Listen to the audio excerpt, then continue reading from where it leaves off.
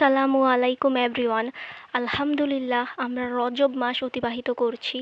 কুরআন ও হাদিসে ৪টি নিষিদ্ধ মাসের কথা বলা হয়েছে। আল্লাহ তাআলা বলেন, আসমান জমিন সৃষ্টির দিন থেকেই আল্লাহর কিতাবে মাসগুলোর সংখ্যা ১২, তার মধ্যে ৪টি নিষিদ্ধ মাস।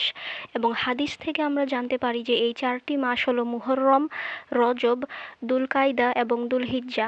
তার মধ্যে ইসলামী ক্যালেন্ডারের সপ্তম মাস হচ্ছে রজব, এবং এই মাসে যুদ্ধ নিষিদ্ধ করা হয়েছে এবং অন্যান্য সকল খারাপ কাজ থেকে বিরত থাকতে বলা হয়েছে, কারণ এই মাসে খারাপ কাজ করা খুবই নিন্দনীয়।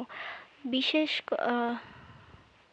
খারাপ কাজ সবসময়ই নিন্দনীয়, কিন্তু এই মাসে খারাপ কাজকে একটু বেশি নিন্দা করা হয়েছে। এবং আপনি যদি কোনো খারাপ কাজ করতে চান, তাহলে সেইটা রমাদান পর্যন্ত অপেক্ষা করেন, সেটা করার জন্য রমাদান পর্যন্ত অপেক্ষা করেন এবং সেটা রমাদানের পরে করার প্ল্যান করেন। কারণ রমাদানে আপনার ঈমান যথেষ্ট শক্তিশালী হয়ে যাবে এবং আলটিমেটলি আপনি খারাপ কাজ থেকে বেঁচে যাবেন। তাহলে এই মাসে কি করতে হবে?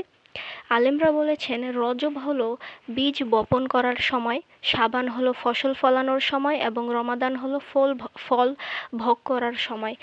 অর্থাৎ এই মাস থেকেই আমাদেরকে রমাদানের জন্য প্রস্তুতি নেওয়া শুরু করতে হবে, সলাতের প্রতি যত্নবান হতে হবে। যেই দিনগুলোতে সিয়াম পালন করা সুন্নাহ, সেই দিনগুলোতে সিয়াম পালন করা শুরু করে দিতে হবে এখন থেকেই। এবং এই মাসে অনেক বিদাত করা হয়, যেগুলোর কুরআন হাদিসে কোনো দলিল নেই, তাই সেগুলো থেকে বিরত থাকতে হবে। এই তো। আসসালামু আলাইকুম।